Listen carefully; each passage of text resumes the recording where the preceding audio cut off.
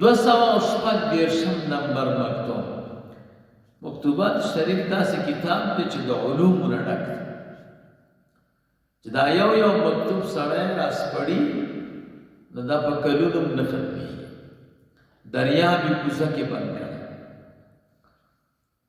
214 نمبر مکتوب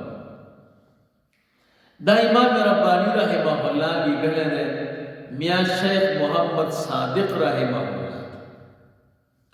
په دې مکتوب شریف کې بعض اسرار بیان کړي، د راز خبرې ورته بیان کړي.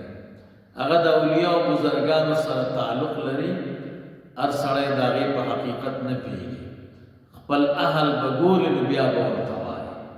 تاسو ته به ابتدا کې ویلو چې امام رباني رحمه الله به د اسرارو خبرې هر چاته نه کولې، کله کله به عام مریدان ویسته، خواص به یې ځان ته پرېښوده، نو بیا به هغوی ته هغه اسرار بیانول. 219 نمبر مکتوب دا امام ربانی رحمه الله ملا محمد طالب رحمه الله ته لیکلی. په دې مکتوب شریف کې یو قیمتي خبره بیانوي، بحث کوي په متابعت د سنت سنیه د رسول الله مبارک صلی الله علیه وسلم او دویم په مدح د طریقې علی نقشبندی مبارک چې د دې طریقې اصلي مقصود دا متابعت د سنت سنیه د رسول الله مبارک صلی الله علیه وسلم. چې کوم ځان ته نقشبندي وایي او نقشبندیان مبارکان هغه د سنتو ډېر خیال ساتي. ملنګ سي مبارک ته الله تعالی ډېر عمر ورکړي، یعنې د موږ سره 15 کاله وکړي، خدای ما الحمدلله د سنتو نه خلاف نه دی لیدلی. ما ته تقریبا اوسه پورې په پلته یې هم نه دی لیدلی، موږ تاسو وخت نه شو. دی اولیاء او بزرګانو ته الله تعالی ډېر لوی توفیق ورکړي. 238 نمبر مکتوب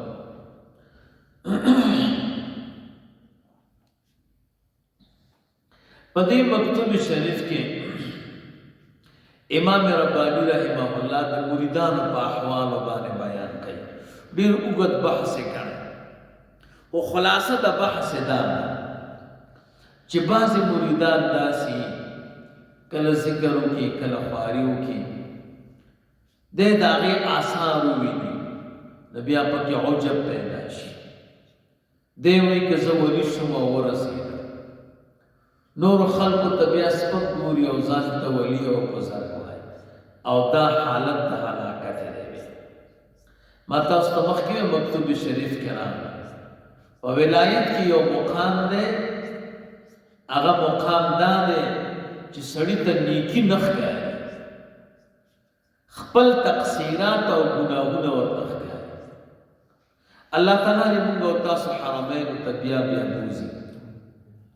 د حرمینو په ملاقات کې یو کمال دا چې څنګه سړی کعبې مبارکې ته ور مخامخ شي یا د رسول الله مبارک صلی الله علیه وسلم روضې مبارک ټولې نیکۍ ترېنه پټې شي. دغه د ولایت مقام چې دی دې کې عام سړی ګرځي راګرځي، حالانکه دا مقام د 55 مقام نه بر 55 یا 50 مقام، خو چې د حرمین شریفینو دیدار نو دته ټولې نیکۍ ترېنه هېرې شي. دا نه وایي ما تهجد کړي، ما تلاوت کړی، ما منځونه کړي، ما صدقې ورکړي، نه. دی وایي ما فلاني ځای کې ګناه کړی وه، فلاني ځای کې، فلاني ځای کې، خدایه څومره لوی احسان مې راباندې وکړ، سره د دې دومره تقصیراتو دې زه خپل کور ته راوستم. دا په ولایت کې یو مقام دی. نیکۍ باندې چې نظر کې دا بیا هلاکت دی. دا سړي کې عجب پیدا کوي، دا سړي کې تکبر پیدا کوي، دا سړي کې لوی پیدا کوي. کله چې درنه نیکۍ پټې شوې او ګناه درته ښکاري او ځان کمزوری ګڼي او ښکته ګڼي، بس دا ډېر لوی مقام دی، دا د ولایت اعلی مقام. نو بعضې مریدان داسې چې هغه ذکر وکړي، درود شریف وایي، تهجد کوي، هغه خپل اثر لري، ذکر خپل اثر لري، خوشحالي پیدا کوي. دی وایي که زه ورسېږم نو بیا ځان ته لوی سړی وایي او دا ځای د هلاکت دی. نور احوالو د مریدانو باندې هم امام رباني رحمه الله بحث کوي. 249 نمبر مکتوب امام ربانی رحمه الله ملا احمد برکی رحمه الله ته لیکل.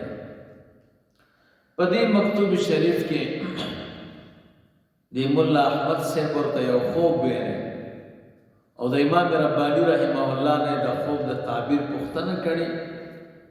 امام ربانی رحمه الله ورته د خوب تعبیر ویل دی او هغه ورته لیکل. 240 نمبر مکتوب امام ربانی رحمه الله شیخ یوسف برکی رحمه الله کا لیکل ہے. دی مکتوب شریف کې دو خبرې کوي. یو دا دی چې د سلوک لار د انتها نه لري، ځکه دا خو الله تعالی ته تک دی او موږ او تاسو ټول مخلوق یو او الله مخالق او مخلوق چې خالق ته روان شي دا لار نه ختمېږي. کله نه مخلوق نه خالق نه جوړېږي. نو د سلوک لار دا بې انتها، د هر مقام نه بل مقام، د هر مقام نه بل مقام، هر مقام نه بل مقام. نو سړی دی نه وایي چې بس ورسېږم، نه، دا ډېر مزلونه دي. دویم بعضې فواید بیان کړي د کلمې طیبې د لا اله الا الله. د دې کلمې مبارکې فواید په دې مکتوب شریف کې بیان کړي. اللهم صل علی سیدنا ومولانا محمد وعلى آل سيدنا ومولانا محمد وبارك وسلم وصل عليه.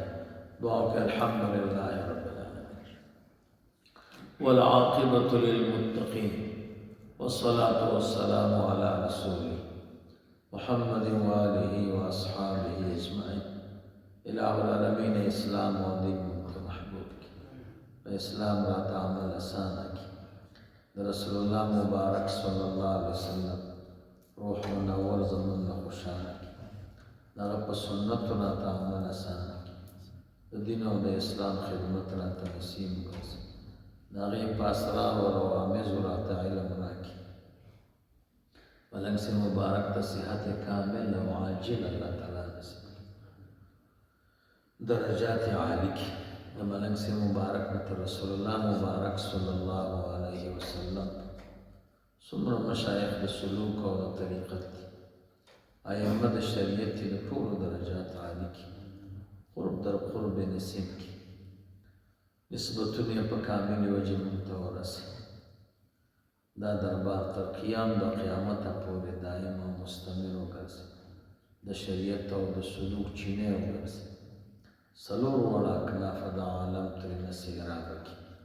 څومره متعلقین چې د دې دربار د حاضرین غایبین حیات او ممات خاص اولیاء په صفونو کې ودرېږي او د دوی د ټولو نیکیو ثوابونه ملنګ صاحب مبارک عملنامه کې ولیکي.